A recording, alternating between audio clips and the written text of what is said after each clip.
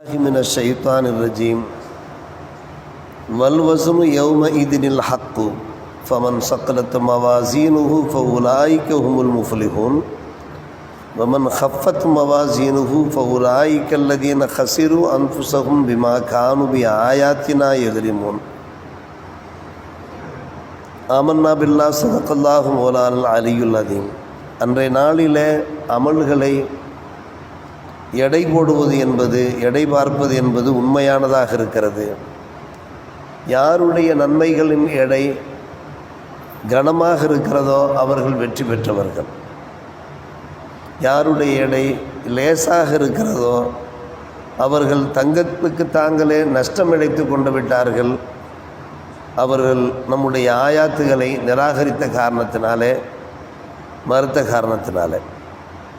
அல்லாஹ் ரப்புல் ஆலமீன் குர்ஆனிலே சூரா அல்-ஆராஃப் 7ஆம் அத்தியாயத்திலே 8ஆம் வசனமாக பதிவு செய்திருக்கிறார். இந்த உலகத்திலே நாம் என்னென்ன அமல்கள் செய்கிறோமோ மறுமை நாளிலே அது நிறுக்கப்படும், எடை போடப்படும். நல்ல அமல்களுடைய எடை, அதனுடைய கனம் அதிகரித்திருந்தால் நாம் சுவனம் செல்வோம். பாவங்களின் எடை அதிகரித்திருந்தால் நாம் நரகம் செல்ல வேண்டிய நிலை உண்டாகும். இந்த நம்பிக்கை ஈமான் உடையவர்களாகத்தான் நாம் இருக்கிறோம். மறுமை நாளிலே நம்முடைய அமல்கள் எடை போடப்படும் என்பது அது நம்முடைய ஈமானின் ஒரு முக்கியமான அம்சமாக இருக்கிறது. அதை நாம் யாரும் மறுக்கக்கூடாது, மறுக்க முடியாது. காரணம் அது ஈமானில் ஒரு அம்சம், நாம் ஏற்றாக வேண்டும். இந்த ஆயத்திற்கு விரிவுரையாளர்கள் 2 விளக்கங்கள் சொல்கிறார்கள். ஒன்று, அமல்கள் எந்த பதிவேட்டில் பதிவு செய்யப்பட்டிருக்கிறதோ அந்த பதிவேடு நிறுக்கப்படும் என்று கூறுகிறார்கள். நல்ல அமல்களெல்லாம் பதிவேட்டிலே பதிவு செய்யப்பட்டிருக்கும், அந்த பதிவேடுகள் நிறுக்கப்படும். அதனுடைய எடை அதிகரித்து விட்டால் நாம் வெற்றி பெற்றவர்கள்.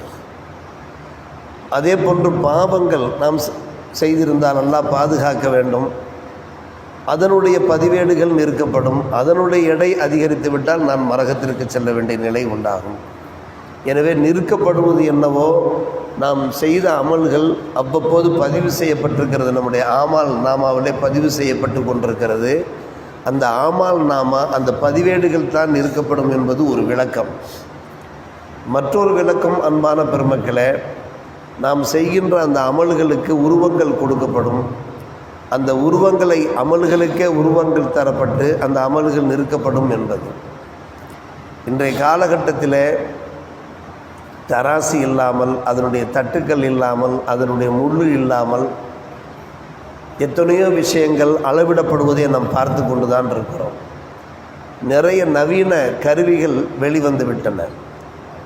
காற்று எவ்வளவு வேகம் வீசும் என்பதை கண்டுபிடிக்கிறார்கள். வெப்பம் எந்த அளவுக்கு இருக்கும் என்பதை கண்டுபிடிக்கிறார்கள். மின்சாரத்தை அளவீடு செய்கிறார்கள். ஒவ்வொன்றனுடைய அந்த வேகத்தை அளவீடு செய்கிறார்கள். இந்த அளவுக்கு அளவீடு செய்கிற போது அல்லாஹ்வால் முடியாதா? நம்முடைய அமல்களை நிறுக்க அல்லாஹ்வால் முடியாதா? எல்லாவற்றையும் படைத்தவன் அல்லாஹ் தானே. இந்த நேரத்தில் இவ்வளவு வேகத்திலே காற்று வீசும் என்றெல்லாம் கூறுகிறார்களே, அந்த மின்னணு இயந்திரங்களை வைத்துத்தானே அவர்கள் கண்டுபிடிக்கிறார்கள். நவீன இயந்திரங்களை வைத்து இப்படி நம்மால் கண்ணால் பார்க்க முடியாத ஒன்றெல்லாம் இன்றைய நவீன உலகிலே கண்டுபிடிக்கப்படுகிற போது நம்முடைய அமல்கள், நாம் செய்கின்ற அமல்கள் மறுமை நாளில் நிறுக்கப்படுவது என்பது அது விந்தையான ஒரு விஷயம் அல்ல. வல்ல அல்லாஹுக்கு அது முடியுமான ஒரு விஷயம்தான். எனவே அதில் நாம் சந்தேகப்பட வேண்டிய அவசியமே கிடையாது. நம்முடைய அமல்களுடைய எடை கூடியிருக்குமானால் நாம் நிச்சயமாக வெற்றி பெறுவர்களாக இருப்போம். அல்லாஹ் நமக்கு ஒருபோதும் அநீதம் இழைக்கக்கூடியவன் கிடையாது. அவன் நீதி பரிபாலனம் செய்யக்கூடியவன். நாம் செய்யாத பாவங்களை அல்லாஹ் நம் மீது சுமத்தி தண்டிக்க மாட்டான். நன்கு கவனிக்க வேண்டும். காரணம், நம்முடைய அமல்கள் பதிவு செய்யப்பட்டு கொண்டிருக்கிறது. நாம் செய்யாத பாவங்களுக்காக நம்மளை தண்டிப்பதோ, செய்த பாவங்களையே செய்த நன்மைகளை விட்டு விடுவதோ அது அல்லாஹ்வுடைய குணத்திலே கிடையாது.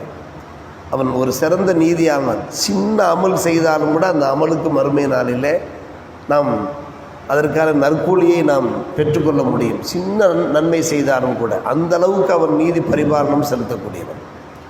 அதைத்தான் குர்ஆனில் ஃபமையாமல் மிஸ்கார தர்ரத்தின் ஹைரா மமையாமல் மிஸ்கார தர்ரத்தின் ஷர்ரா யரஹு என்று அல்லாஹ் சொல்லுகிறான். அணுவளவு ஒரு மனிதன் நன்மை செய்தாலும் கூட அதையும் மறுமையிலே அவன் காண்பான். அணுவளவு பாவம் செய்தாலும் கூட மறுமையில் அந்த மனிதன் காண்பான் என்று. தீமை செய்தாலும் அந்த தீமை அளவுக்குத்தான் தண்டனை, பாவம் அளவுக்குத்தான் தண்டனை. நன்மை செய்தாலும் அது அணுவளவாக இருந்தாலும் அல்லாஹ்வுடைய பார்வையிலிருந்து அவனுடைய கவனத்திலிருந்து தப்புவது கிடையாது. இந்த வசனம் முக்கியமான வசனம். அருமை சகோதரர்களே, பெரியவர்களே, சூரா அல் ஆராஃப் 7ஆம் அந்த அத்தியாயத்திலே 8ஆம் வசனமாக இடம்பெறுகிற வல் வசனு யௌம இதனில் ஹக்கு, நாம் செய்கின்ற அமல்கள் மறுமை நாளிலே எடை போடப்படுவது என்பது உண்மையிலும் உண்மை. யாருடைய நன்மையான அமல்களுடைய எடை கணக்கிறதோ, சக்கலத் மிகைக்கிறதோ, அவர்கள் முஃப்லிஹூன் வெற்றி பெற்றவர்கள்.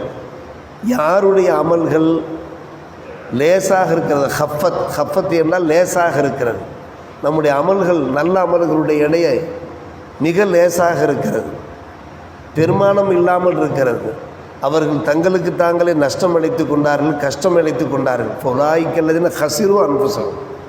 யோசித்து பார்க்க வேண்டும், மறுமை நாளிலே நம்முடைய நிலை என்ன. இங்கே எந்த அளவுக்கு அமல்கள் செய்கிறோமோ அந்த அளவுக்கு நாம் நம்முடைய வெயிட் கூடிக்கொண்டே போகும், நம்முடைய மதிப்பு கூடிக்கொண்டே போகும். அன்பான பெருமக்களே, ஐவேளை தொழாமல், நோன்பு நோக்காமல், வணக்க வழிபாடுகளில் ஈடுபடாமல் இருந்தால் எப்படி அந்த அமல்களுடைய கனம் கூடும்? சற்று யோசித்து பாருங்கள். அந்த கனம் கூடாத போது, எடை கூடாத போது எப்படி நாம் சுவனம் செல்ல முடியும்? தொழாதவர்கள், நோன்பு பிடிக்காதவர்கள், வணக்க வழிபாடுகளில் ஈடுபடாதவர்கள், இறைவனுக்கு இறை தூதருக்கு கட்டுப்படாதவர்கள் இதை யோசிக்க வேண்டும். காரணம், மறுமை நாளிலே நம்முடைய அமல்கள் எடை போடப்படும் என்கின்ற நம்பிக்கை ஈமான் உடையவர்களாக நாம் இருந்து கொண்டிருக்கிறோம். எனவே அல்லாஹ் நமக்கு அறிவுறுத்தி கொண்டிருக்கிறான், மறுமை நாளில் உங்களுடைய அமல்கள் எடை போடப்படுகிற போது அதனுடைய கனம் அதிகரிக்கின்ற அளவுக்கு நீங்கள் நல்ல அமல்கள் செய்து வாருங்கள், அதற்கான நற்கூலிகளை பெறுவீர்கள் என்ற அந்த இறை அறிவிப்பை வாழ்க்கையில் ஏற்று செயல்பட நாம் முயற்சிப்போமாக.